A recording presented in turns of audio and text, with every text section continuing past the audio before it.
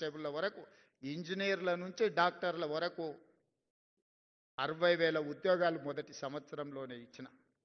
ఇదే కాదు, ఎస్సీ వర్గీకరణ 30 సంవత్సరాల సుదీర్ఘమైన పోరాటం, దానికి ఒక శాశ్వత పరిష్కారాన్ని ఎస్సీ వర్గీకరణకు చూపించినాం. జనగణనలో కులగణన 100 సంవత్సరాల సమస్య, ఆ సమస్యకు 16 నెలల్లోనే పరిష్కారం చూపించి ఫిబ్రవరి 4ను సోషల్ జస్టిస్ డేగా ఈనాడు జరుపుకుంటున్నాం. దేశంలో ఎక్కడా లేని జనాభా లెక్కలు, ఆ జనాభాలో కుల లెక్కలు, ప్రతి కులానికి సంబంధించిన ప్రజలకు ఈ వివరాలను సేకరించిన రాష్ట్రం మొట్టమొదటి రాష్ట్రం తెలంగాణ రాష్ట్రం. ఇవాళ మేము ఆ కార్యక్రమాన్ని చేయడం ద్వారా కేంద్ర ప్రభుత్వం మీద ఒత్తిడి తీసుకొచ్చి రేపు జరగబోయే 2026 జనగణనలో కులగణనను చేర్చాల్సిన పరిస్థితి ప్రధానమంత్రి గారికి కల్పించి దేశానికే తెలంగాణ రాష్ట్రం ఆదర్శంగా నిలబడ్డదని ఈరోజు మీ అందరికీ నేను గర్వంగా చెప్పదలుచుకున్నాను. ఇవన్నీ ఎలా చేయగలుగుతున్నాం? ఎన్ని ఆరోపణలు చేసిన, 10 సంవత్సరాలు పరిపాలన చేసిన వాళ్ళు, 10 సంవత్సరాల అధికారాన్ని చెలాయించిన వాళ్ళు అడ్డుపడుతూ అక్రమంగా సంపాదించిన సంపదతోని ఎక్కడ పడితే అక్కడ కేసులు వేస్తూ పిటిషన్లు పెడుతూ వీధులెక్కి రాద్ధాంతం చేస్తూ సోషల్ మీడియాలో పెట్టుబడులు పెట్టి బురద జల్లే కార్యక్రమాన్ని చేస్తున్నారు. ఆనాడు ఎన్నికల కంటే ముందు మీరే బాధ్యత తీసుకొని ప్రచారం కల్పించి ప్రజలకు మేము చెప్పిన అంశాలను చేరవేసింది. అధికారంలోకి వచ్చిన తర్వాత అన్నకు అధికారం వచ్చింది, ఇప్పుడు మా అవసరం లేదని మీరు అందరూ అనుకుంటున్నట్టు ఉన్నారు. అది కాదు. ఈరోజు మన సమస్యల్ని మనమే పరిష్కరించుకోవాలి, మనం చేసిన మంచి పనుల్ని ప్రజలకు మనమే వివరించుకోవాలి. నాకంటూ ప్రత్యేకమైన సైన్యం లేదు, ప్రత్యేకమైన వ్యవస్థ లేదు. నా వ్యవస్థనే మీరు, ఆ వ్యవస్థలో మీరే సభ్యులు, కుటుంబ సభ్యులు. రేపటి నుంచి మీరు కూడా నిన్నటి వరకు మీరు సామాన్యమైన నిరుద్యోగ యువకులు మీ తల్లిదండ్రుల ముందు కానీ, మీ గ్రామ ప్రజల ముందు కానీ, మీ బంధువుల ముందు, ఈ రోజు నుంచి మీరు ఆఫీసర్స్, మీరు ఈరోజు ఆఫీసర్గా డిజిగ్నేట్ కాబోతున్నారు.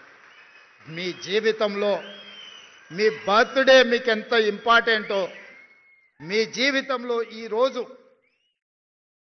మీరు డిజిగ్నేట్ కాబోతున్నారు ఆఫీసర్గా.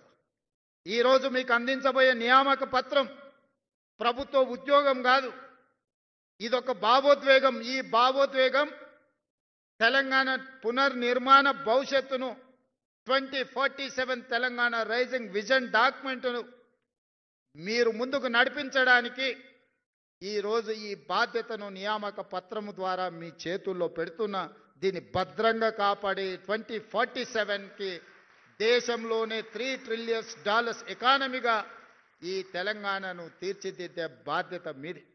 ఆనాడు నేను అధికారంలో ఉంటానో ఉండనో నాకు తెలియదు, కానీ మీరందరూ ఆనాడు అధికారంలో అధికారులుగా ఉంటారు. మీదే బాధ్యత తెలంగాణ రైజింగ్ 2047 విజన్ డాక్యుమెంట్ని ఈరోజు నిలబెట్టి ఆనాటికి కాపాడి $3 ట్రిలియన్ ఎకానమీగా ఈ తెలంగాణ రాష్ట్రాన్ని అభివృద్ధి చేసే బాధ్యత మీది. ఈరోజు మీకు ఇచ్చే బాధ్యత, ఈరోజు మీకు ఇచ్చే నియామక పత్రము, ఇది తెలంగాణ యొక్క బాధ్యతను మీకు అప్పజెప్తున్నాం. ఇది గాజు అద్దం లాంటిది, మీరు కింద పడేస్తే పగిలిపోతుంది. ఈరోజు తెలంగాణ గుండెకాయ సచివాలయంలో పనిచేయడమే కాదు, మారుమూల ప్రాంతాలలో మీరు పనిచేయబోతున్నారు. రేపటి నుంచి మా ఆడపిల్లలు అందరూ అత్తగారింటికి పోతారు, ఉద్యోగం వచ్చింది కాబట్టి పెళ్లి చేసుకొని. వాళ్ళ జీవితంలో అత్తామామలు వస్తారు, మరి అత్తమామల్నే చూసుకోవాలి, తల్లిదండ్రులను చూసుకునే బాధ్యత లేదా అని మీరు అనుకుంటే, ఈనాడు తల్లిదండ్రులు కొడుకైనా బిడ్డైనా సమానంగా చూసుకుంటారు. మా ఆడపిల్లలందరికీ నేను సూచన చేస్తున్నా, మీరు అత్తగారింటికి వెళ్ళిన అమ్మ నాయనను మంచిగా చూసుకోండి, మీరు బాధ్యతగా తీసుకోండి. ఇక మా సోదరులకు చెప్తున్న, కట్నాలు వస్తాయి, కార్లు వస్తాయి, అత్తమామ వస్తారు.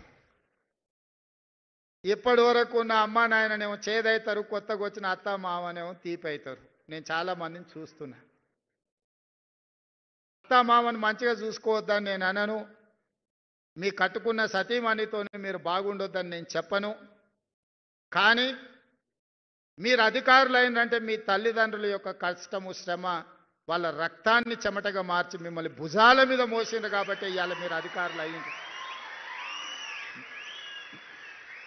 మీ తల్లిదండ్రులను మరవకండి.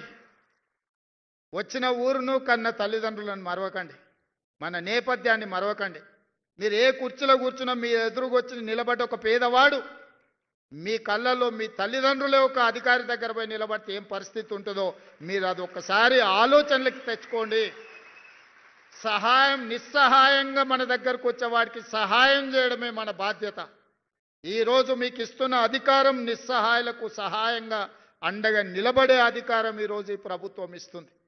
నేనైనా మీరైనా మనమైనా నిస్సహాయులకు సహాయం అందించడమే మన బాధ్యత. కన్న తల్లిదండ్రులను పుట్టి పెరిగిన సొంత ఊరిని అభివృద్ధి చేసుకోవడం మన బాధ్యత. మీరు అంకితమవుతారని నాకు సంపూర్ణమైన విశ్వాసం ఉన్నది.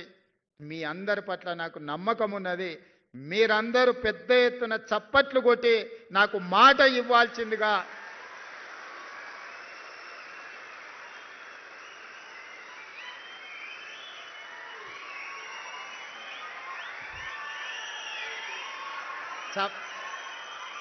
చప్పట్లే కదా కొట్టేసినాం.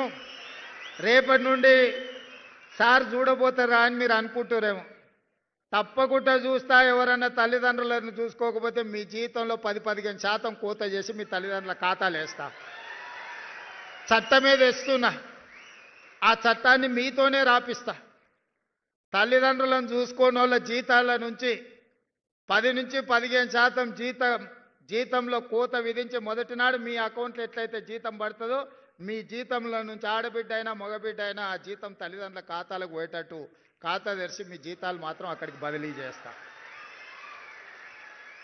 అది చట్టం చేస్తా. ఆ చట్టం మీతోనే రాపిస్తా. సెక్రటేరియట్లకు ఎవరు వస్తారో రామకృష్ణారావు గారు మనం ఒక కమిటీ వేయండి కొత్త ఆఫీసర్లతో ఆ చట్టం రాపిచ్చే దాంట్లో. మళ్ళీ వాళ్ళు మాకేం తెలియదు అందులో ఏముందో అంటారు. కాబట్టి ఇందులో నుంచి సెక్రటేరియట్కి వచ్చే ఆఫీసర్స్ ఎవరైతే ఉన్నారో వాళ్ళతోనే ఒక గ్రూప్ ఆఫ్ ఆఫీసర్స్తో ఒక కమిటీ వేసి బేసిక్ డాక్యుమెంట్ వాళ్ళతోనే తయారు చేయించండి. అప్పుడు మేము చేసిన చట్టం ఖచ్చితంగా అమలు జరుగుతుందని వాళ్ళకి నమ్మకం వస్తుంది. అదేవిధంగా